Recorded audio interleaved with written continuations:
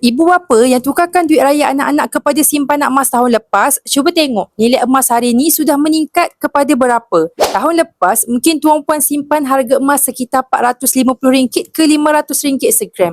Hari ni, harga emas sudah meningkat kepada RM700. Bayangkan, dalam tempoh 1 tahun sahaja, kita sudah boleh lihat peningkatan dari sudut harga emas. Sebab itu kita katakan, duit raya anak-anak ni tuan puan sesuai untuk kita alihkan ke dalam bentuk simpanan emas. Sebab apa? Yang pertama sekali adalah emas ni bila kita simpan, nilai dia meningkat dalam jangka masa yang panjang. Yang kedua, anak-anak ni lambat lagi nak gunakan duit mereka. Daripada kita habis beri mereka beli bercun, beli perkara yang tidak berfaedah, adalah lebih baik untuk kita alihkan ke dalam bentuk simpanan yang bertahan untuk masa depan mereka. Sekurang-kurangnya, nanti bila anak-anak sambung pengajian, kita dah ada simpanan yang kukuh dan boleh manfaatkan simpanan emas yang ada untuk mereka guna. Jadi dah tak perlulah untuk buat pinjaman untuk sambung belajar nanti. Jadi dekat sini, ibu bapa yang mungkin sebelum ni simpan duit raya anak dalam bentuk tunai, tahun ni apa kata kita ubahkan tindakan simpan ke dalam bentuk simpanan emas. Sebab dekat Public Gold, bagi anak-anak yang bawah 18 tahun, mereka boleh mulakan tabungan menggunakan kaedah akaun Muscat Junior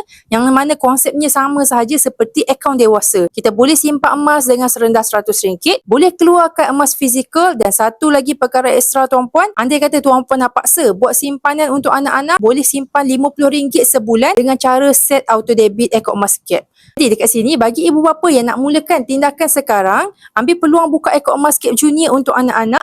Pastikan satu anak satu akaun Muscat Junior, simpan, kumpul, bila cukup, pegang emas fizikal dekat tangan, bagi dekat tangan anak, biar mereka dapat tengok emas yang tuan puan simpankan untuk mereka. Jadi bagi tuan puan yang nak mulakan tindakan hari ini, rujuk video yang berada di pin profile saya, dan jika bermanfaat, tuan puan boleh like, komen dan share untuk masa depan kita.